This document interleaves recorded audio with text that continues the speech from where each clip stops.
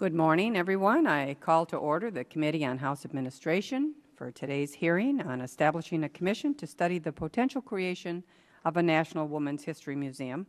And first of all, the hearing record will remain open for 5 legislative days so that members might be able to submit any materials that they wish to be included as well. And we do have a quorum present, so we may proceed. First of all, I want to thank our witnesses for taking the time to testify before the committee today. We have one witness here, and our other witness is on her way, hopefully coming down the hallway here.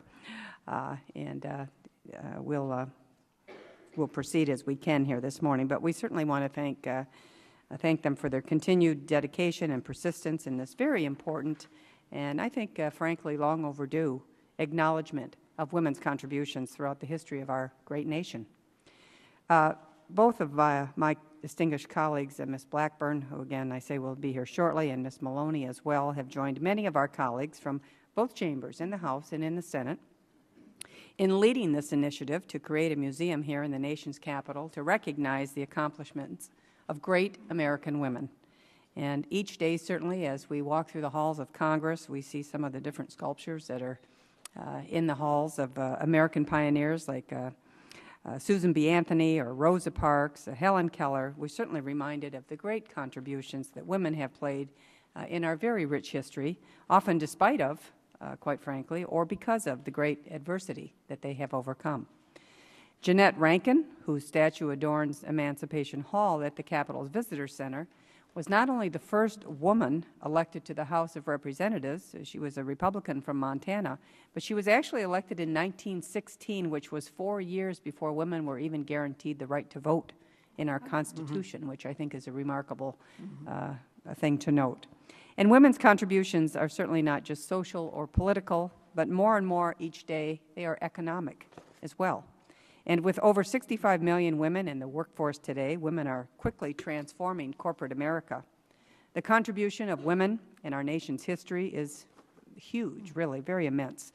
They've aided and served alongside our patriots during the Revolutionary War, women like Clara Barton, who aided and nursed our soldiers in the field in the Civil War. In my home state of Michigan, certainly Rosie the Riveter. My grandmother was one of the Rosies, helping to build our arms, all of our armaments. We were the arsenal of democracy, which built the armaments that literally led the entire world to peace, quite frankly, helped our troops achieve victory. And today they work in every facet of our economy, up to and including CEOs of Fortune 500 companies. And again, as a point of personal privilege, I have to mention, coming from Michigan, that just this week, Mary Barra was announced as a new CEO of General Motors, which is the first time a woman has ever headed one of our domestic auto companies ever. That is really breaking the glass ceiling, so to speak, a good car gal. But women have stepped to the forefront of innovation, business, politics, you name it, whether within their own communities, their state, or certainly across the entire nation. And their stories are important to share, as their accomplishments make up the very fabric of our nation. It's our responsibility to keep this history alive for today's generation and certainly for generations who will come after us all. And that's why we're here today, to examine the establishment of a National Women's History Museum. Since the 105th Congress, various bills have been introduced to advance the creation of a women's museum. One bill even passed the House, 2 in the Senate. Our first witnesses today, both Ms. Maloney and Ms. Blackburn, authored and co-sponsored H.R. 863 this Congress, which would establish a commission to study the creation of a museum. So we're also going to hear today on our second panel from Ms. Joan Wages, who is the president and CEO of the nonprofit National Women's History Museum, which has been pursuing a national museum since 1996. I certainly join our witnesses in their enthusiasm for this initiative and welcome others, but I also realize, I think we all do, as they very well know, that there are compelling concerns and certain obstacles that require us to approach the establishment of this museum with very careful thought and consideration, similar to that which every American woman puts into action every day. Museums are very expensive propositions, and certainly given our current restrictions and our fiscal environment, federal funds will be extremely scarce. And the fully private funding model championed by the National Women's History Museum, I think, is an excellent approach given the budget constraints that we live with. Then there is a matter of governance. Recent museum commissions have recommended that new facilities be part of the Smithsonian. And this is a decision that cannot be taken lightly, as it has major repercussions for the museum structure, for collections management, and financial support as well, especially when we prefer to see this built and maintained again, as we say, with private funds. Over the last decade, the Smithsonian has added 2 major facilities to its collection, and a third one, the National Museum of African American History and Culture, should open in late 2015, bringing the total number of Smithsonian museums to 19. There's also pending legislation to create a National Museum of the American Latino, which I'm very hopeful this committee will have a hearing on next year, as I believe that it too is very worthy, a worthy initiative that deserves our attention. And of course, there's only so much space available on the National Mall, and concerns have been raised about the museum's location. These issues warrant thorough review and reflection. Establishing a commission may be a step in the right direction to really fully flesh out how such a museum would integrate with our existing national, regional, and local cultural institutions, what it will cost, how can we fund it, and where would we put it. Notwithstanding these issues, the concept of a National Women's History Museum to serve as a repository for the profound social, intellectual, and cultural contributions of fully half of our society is certainly deserving of our attention. Demographics also demonstrate a significant potential level of public interest. Women represent more than half of our population today, as we say, and currently outnumber men actually in college enrollment. These are really recent developments, significant developments, of which I'm sure that our foremothers would be very proud, and I'm certain that every American man and woman would find value in investigating this history that has allowed us to get to this point. So again, we'll look forward to hearing from our witnesses. We appreciate their attendance here today. And at this time, I would like to recognize my colleague, Congresswoman Lofgren, for the purpose of providing an opening statement. Thank you very much, Chairman Miller. And I am also pleased to welcome the witnesses today to this hearing and about the establishment of a National Women's History Museum right here in Washington. Now, Chairman Miller and I are different parties and we don't agree on every issue, but I think we do share a deep commitment to ensuring that the contributions of women here in America are recognized. As has been mentioned, the Committee on House Administration has jurisdiction over museums or potential museums if they are or might become part of the Smithsonian. And of course, in recent times, we've authorized within the Smithsonian the National Museum of the American Indian and the National Museum of African American History and Culture now under construction. As the chair has mentioned, we also have received a report authorized by Congress and completed in 2011 from the Commission to study the potential creation of a National Museum of the American Latino, and I'm so pleased to hear from the chairwoman that we will perhaps have a hearing on that early next year. I look forward to that. Now, this bill has significant bipartisan support. Congresswoman Maloney has been tireless in pursuing this over many, many years. And I think I'm hopeful that we can move forward on this. We have issues, of course, where the museum would be located, how it would be paid for, exhibits, structure, and the like. But to me, the question is not whether, but how. And I think that that is a great advance. I mentioned to Congresswoman Maloney, one of the things I'm interested in pursuing is something called a Treasury Postal, which is a great way to raise funds because it is completely within discretion of postal patrons whether or not they'd like to buy a stamp that has a small surcharge that would go to a wonderful cause such as this. If you don't want to pay that surcharge, then you don't buy the stamp. But if you'd like, it's a way to raise a lot of money with small contributions across the United States. So I'm hopeful that we might be able to incorporate something like that funding stream into this down the line. I look forward to hearing from our witnesses. And Madam Chairwoman, I'm so pleased to be here with you today and to participate in this important hearing. And I yield back. Thank the gentlelady for her comments. Does any other member wish to be recognized for purposes of an opening statement? If not, first of all, we were going to start with Representative Blackburn, but I know she's literally running across from the other building because we were just watching her on the monitor finish up a question at another hearing, so she's on her way. I hate to start without her because Yeah. this is truly a bipartisan effort. And yeah, that's right. exactly where is she? Maybe she can get here in time. She's coming. She is coming, but I'm going to start by introducing you, Carolyn, and we'll let you begin as well. First elected to Congress in 1992, Carolyn Maloney is recognized as a national leader with extensive accomplishments on financial services, national security, the economy, and women's issues. Representative Maloney is the first woman to represent New York's 12th Congressional District and was the first woman to chair the Joint Economic Committee. As a former co-chair of the Women's Caucus, Representative Maloney is nationally recognized as an advocate for women's and families' issues with special emphasis on funding for women's health needs. And she is a member of the U.S. delegations to the Fourth World Conference on Women in Beijing. She attended there, and also to the International Conference on Population and Development. And I will hold my intro of Marsha until she comes, but at this time, the chair would like to recognize Representative Carolyn Maloney for her testimony. Okay. First of all, thank you so much, Chair Lady Miller and Ranking Member Brady, represented so ably by my good friend Zoe Lofgren, for the honor of testifying before Congress on what I truly believe is a historic and incredibly important goal, a commission to study the creation of a national women's history museum.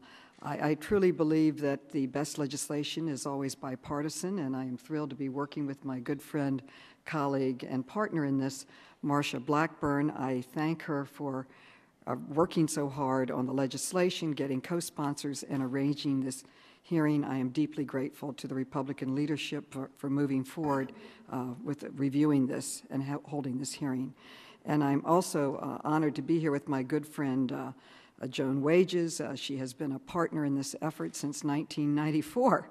She is the president of the National Women's History Museum, a nonprofit that has already begun raising money for this project, compiling and sharing information, and created a website for women's history. For many of us here today, this isn't a hearing, it is a chance to take a historic step forward.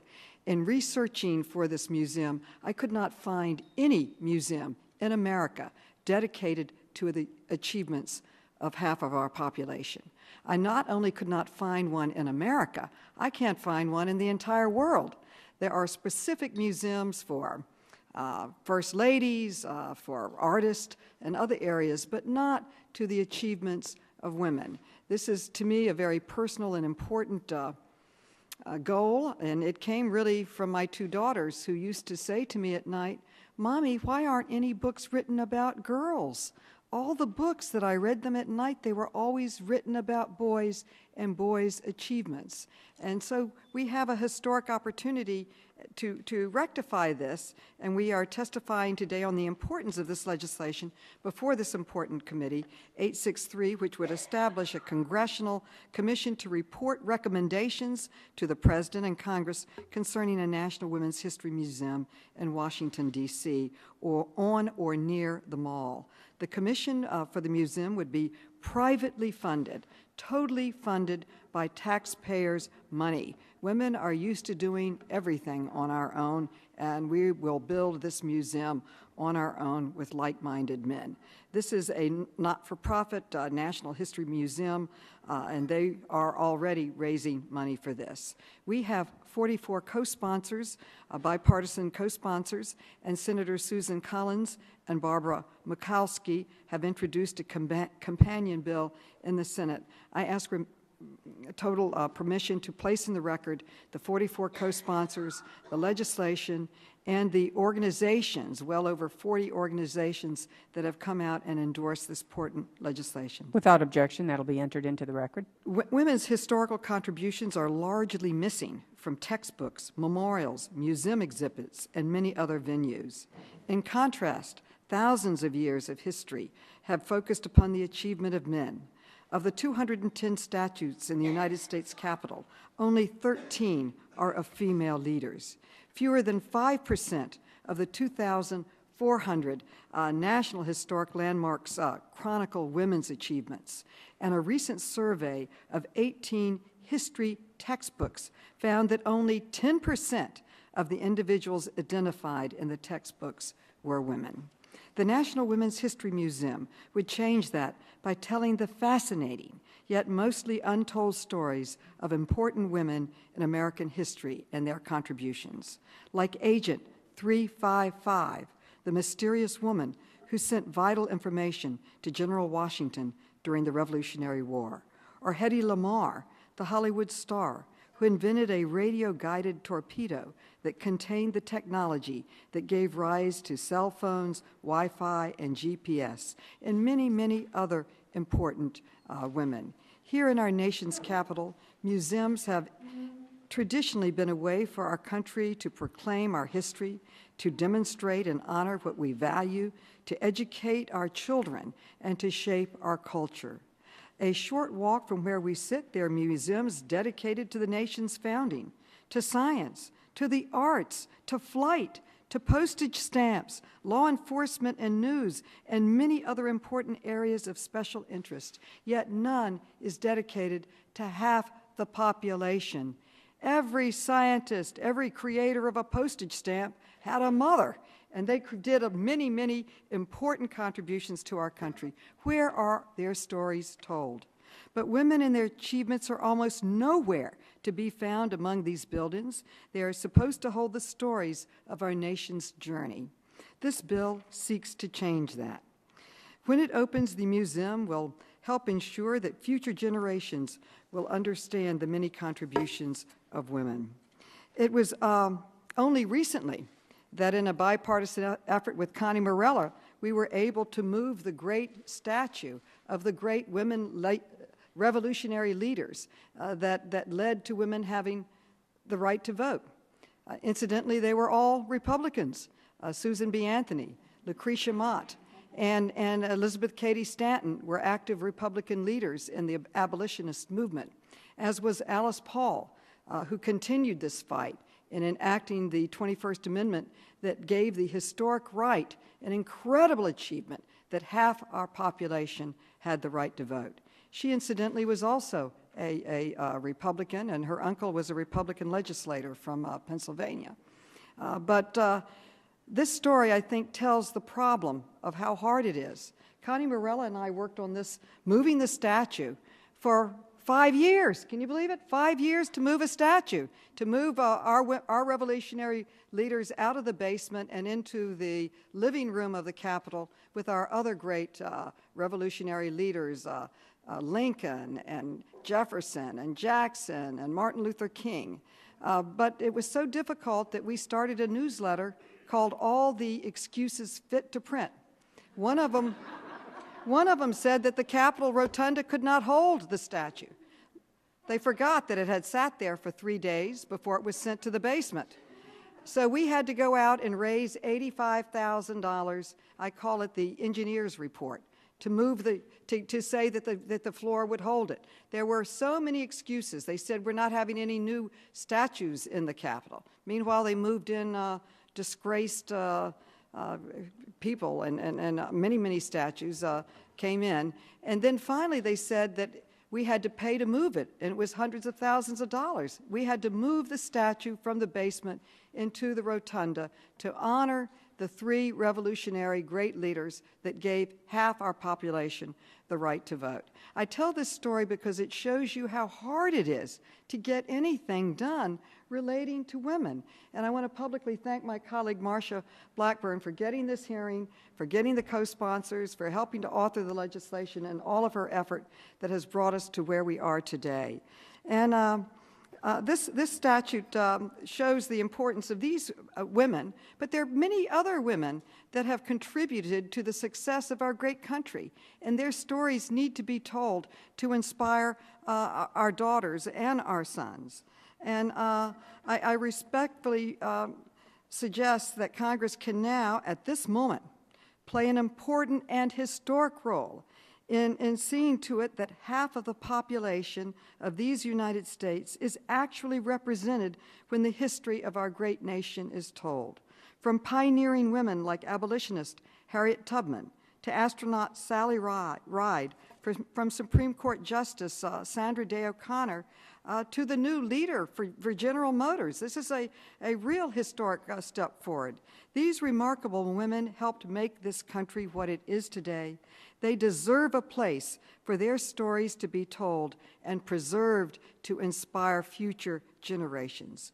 But we aren't doing this just to recognize those women who came before us. We are also doing it so that our daughters and our sons and their children have the chance to learn the story, the full story of how this amazing country came to be.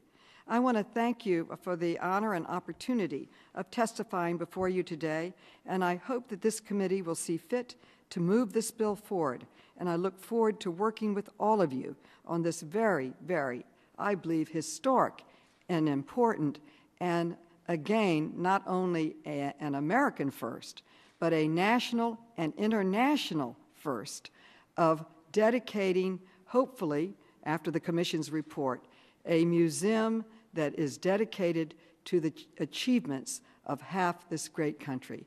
I yield back the balance of my time. Thank you. I thank the gentlewoman very much for her testimony. Excellent, excellent testimony. And as we all know, women are multitaskers. And Representative Blackburn certainly has been doing that already this morning. We appreciate her attendance here today and all her work in getting this hearing put together. As a formal intro, she represents the 7th District of Tennessee. She was first elected to represent the 7th Congressional District in Tennessee in 2002, quickly becoming a leader in Congress and a leading voice advocating for small, efficient federal government that is accountable to its citizens. As a small businesswoman, an author, a mother, a grandmother, and a member of Congress, Marsha Blackburn has dedicated her service to the sacred obligations all citizens have to their communities, and that is making Tennessee and certainly America a better and more prosperous place where all of our children can achieve the American dream. In April of 2013, at the Women's Run the World half marathon in New York City, More magazine recognized Representative Blackburn for her service in government by honoring her as one of 10 women who are making a difference in the world. She's a founding member of the Republican Women's Policy Committee and is also a member of the Smithsonian Libraries Advisory Board. So we welcome her attendance here today, and at this time the Chair would recognize Representative Blackburn for her testimony. Thank you, Chairman Miller, and I apologize to you, to the committee, to the staff, and everyone in the room. We were a bit delayed, and I could not leave until I'd finished my obligation at our hearing, so I do apologize. I do appreciate also the effort that has gone into making the hearing possible today. We thank you for this, and thank you for the attention to how we go about with the creation of a privately funded museum to honor the nation's influential women. And it is my hope that today we will have a well-informed discussion about how we move forward. I've been pleased to work with Ms. Maloney on H.R.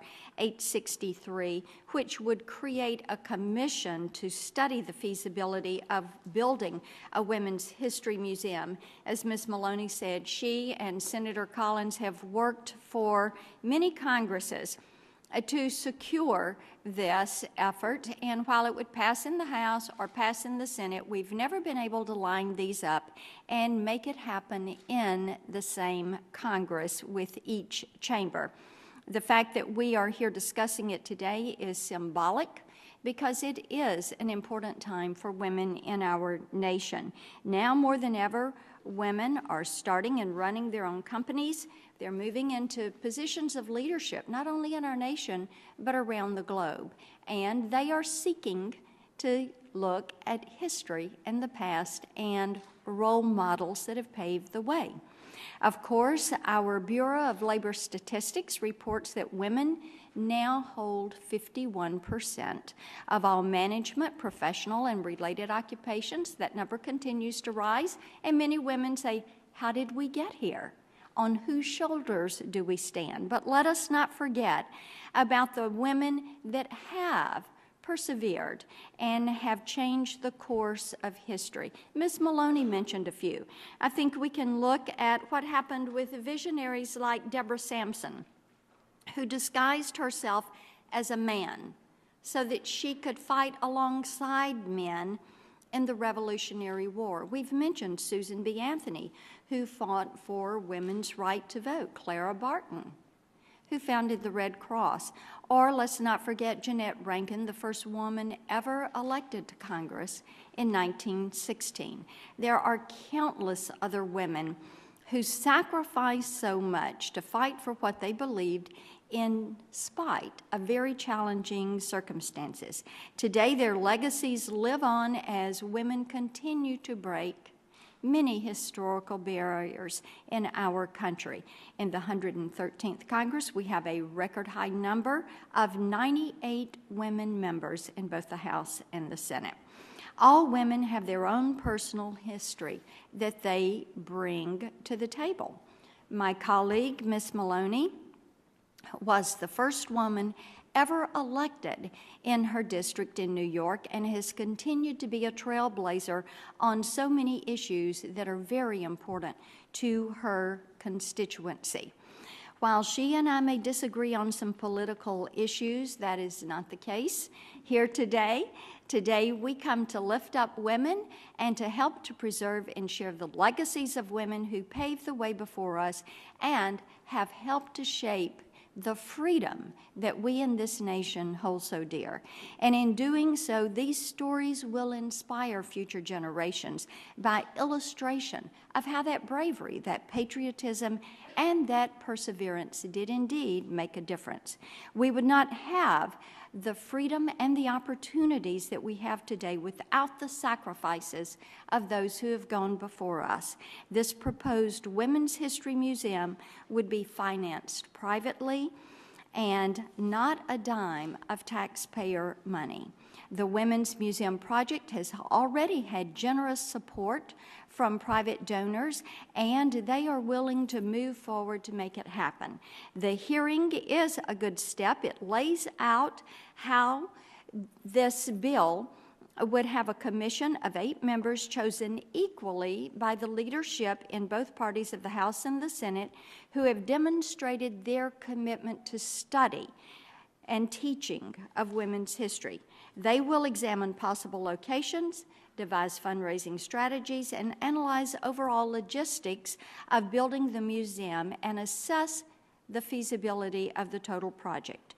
As we discuss the bill and the steps forward, I look forward to hearing your ideas and suggestions and working to make this a reality. Again, I apologize for my tardiness.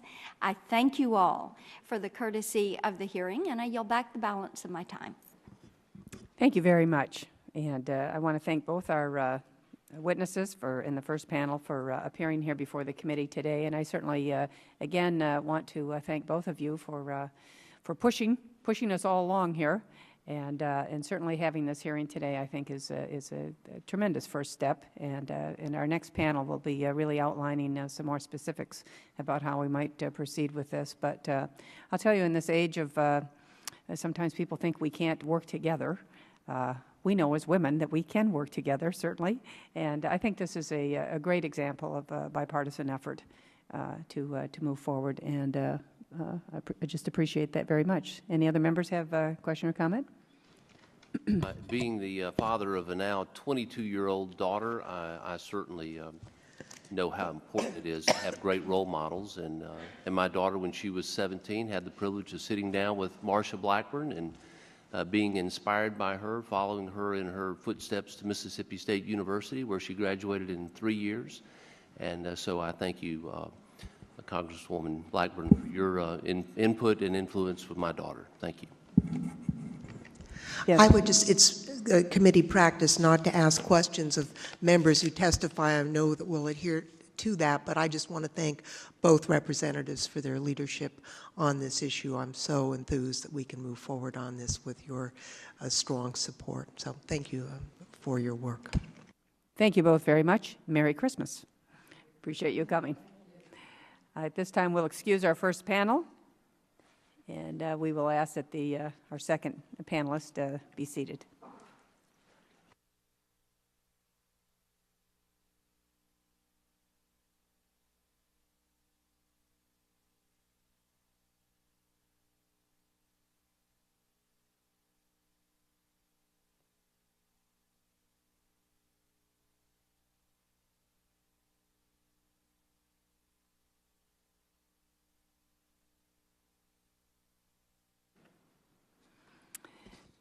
Before I introduce our panelists, with the committee's, I would ask unanimous consent for the committee to enter into the record 2 items. First of all, a statement from the American Association of University Women establishing a commission to study the potential creation of a national women's history museum. And without objection, that will be entered into the record as well. At this time, I would like to introduce our second panelist, our next witness. Joan Bradley Wages is the president and CEO of the National Women's History Museum. She has been working to make this a museum a reality for at least 15 years, if not longer. She began as one of the founding board members that ultimately led to her serving as a champion for this museum. And throughout her career, she's focused on women's issues on Capitol Hill, which culminated when she served as a founding board member of the National Women's History Museum. And while we cannot assume a potential commission would tap the nonprofit National Women's History Museum as the appropriate entity to become the National Museum, Ms. Wages has been at the forefront, certainly, of promoting this issue, developing a concept for such a museum, seeking support, and tackling organizational and fundraising issues. And certainly those experiences can certainly help inform our deliberations today. So we certainly appreciate your attendance here today and your passion and commitment and dedication to this issue. And at this time, the chair would recognize Ms. Wages for her testimony.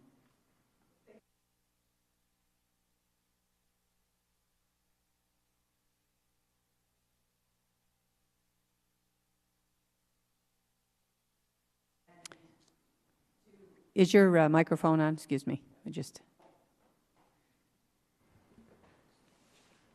we go. There we go.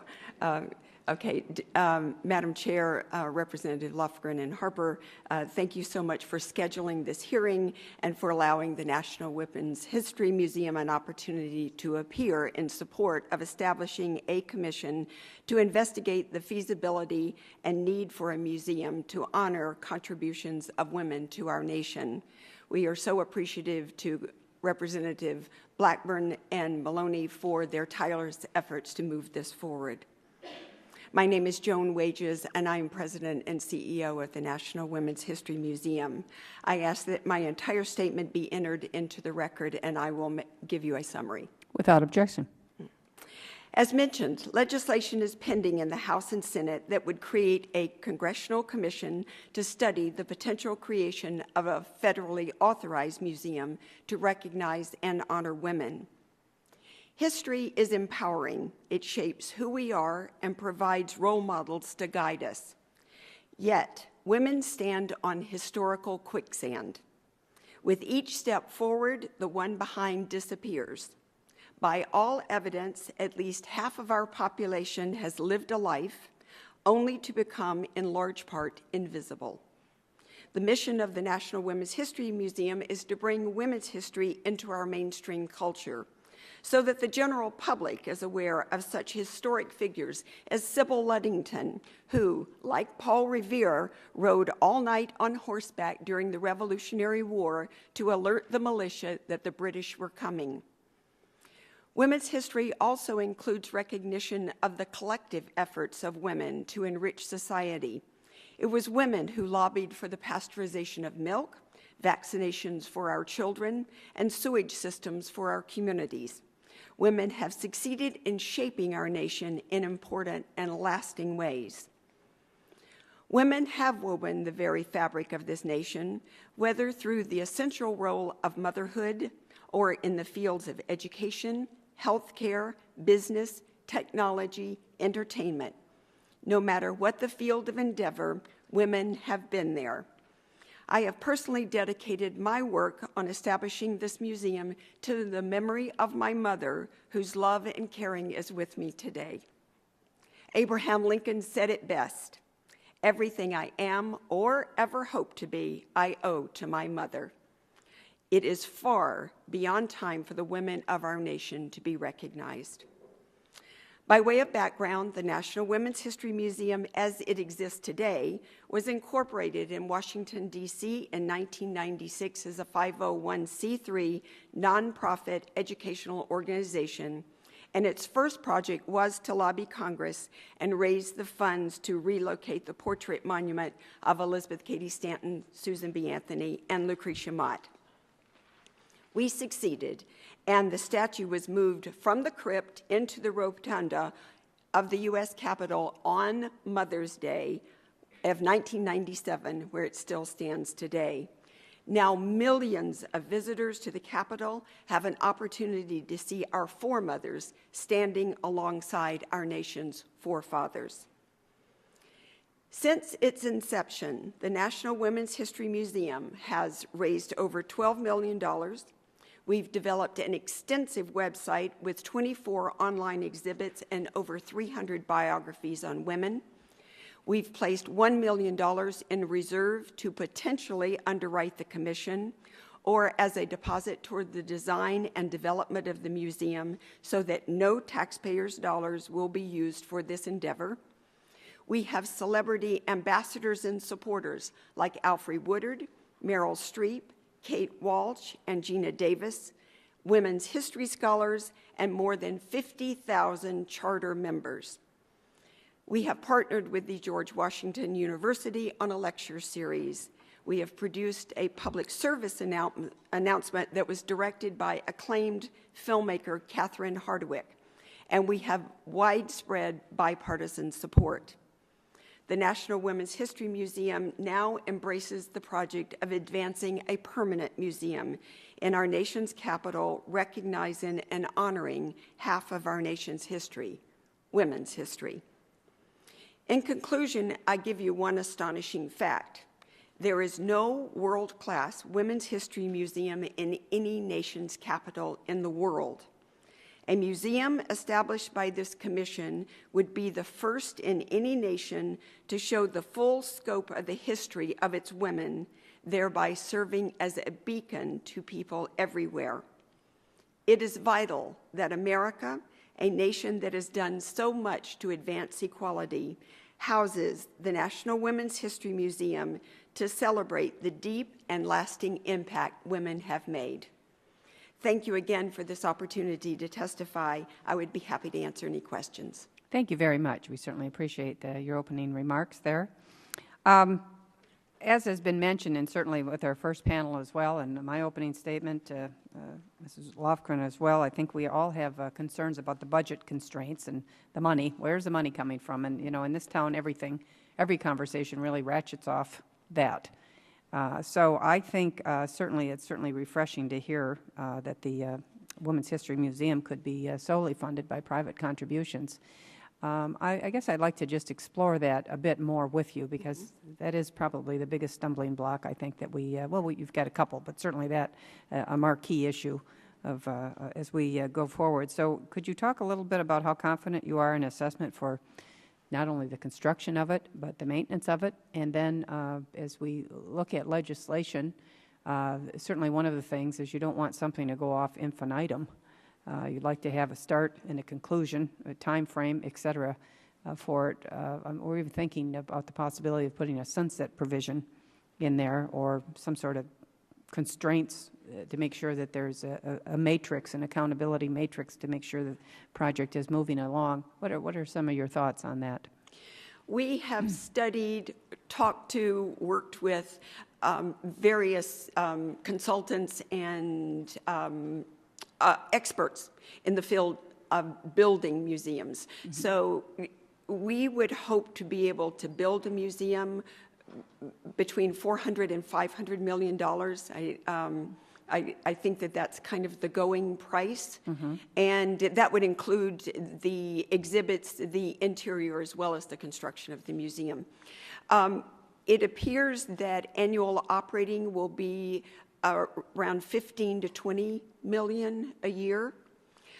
Again, we've talked to many experts. We believe that representing over half of the nation's population, and then the other half who love their mother are going to come and contribute to the building of this museum. So we believe that the resources are there. We have work to put together. We have a fundraising plan that if you pass this bill today, we can start working tomorrow. We would celebrate tonight, but we would start working tomorrow. That's right.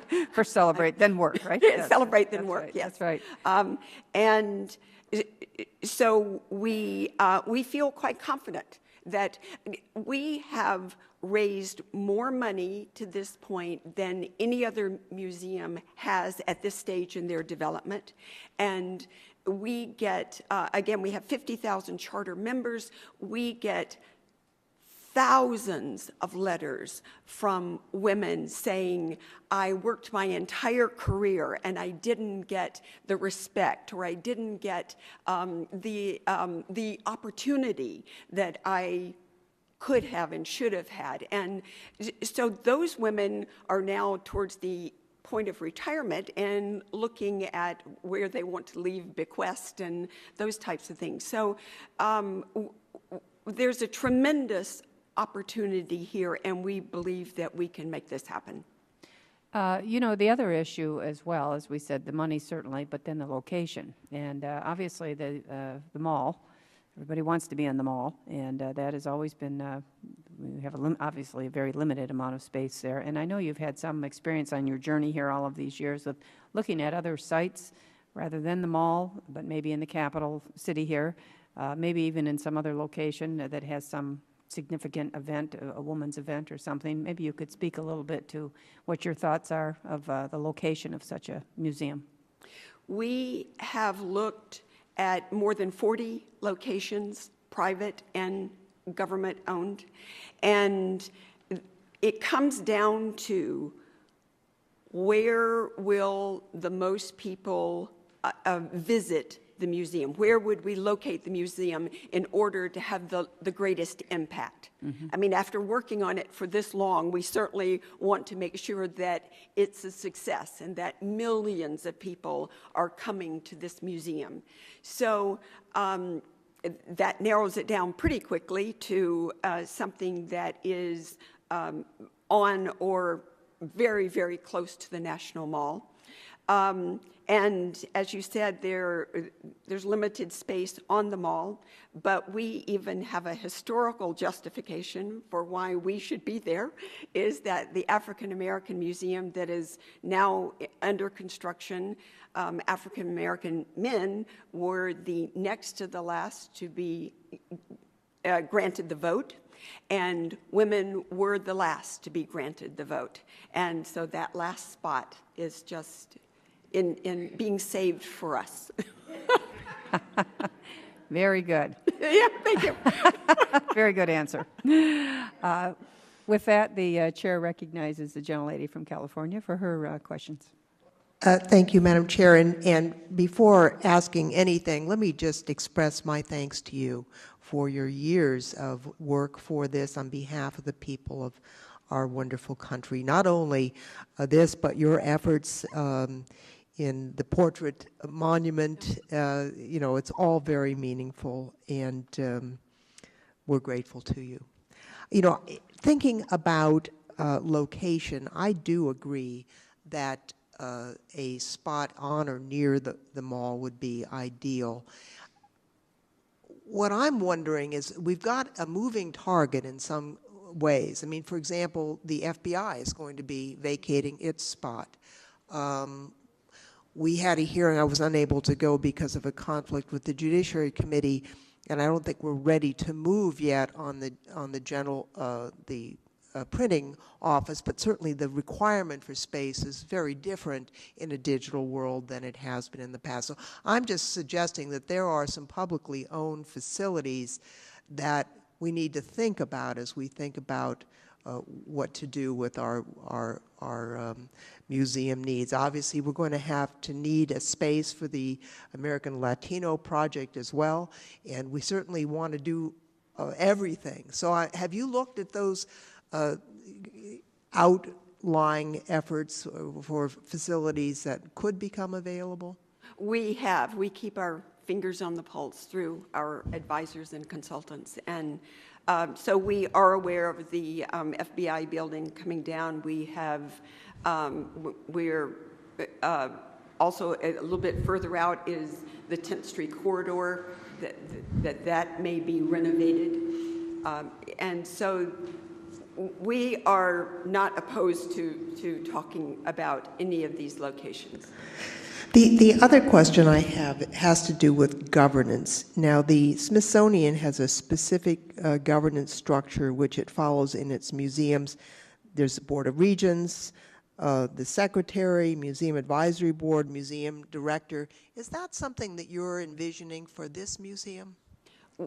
We envision that we would definitely have an advisory board and a board, depending on what the ultimate structure is. So we have looked at Smithsonian structure. I mean, they largely have that structure because they are a quasi-government entity, and we've been looking at being a private entity. But if an opportunity opened to become part of the Smithsonian family, we would certainly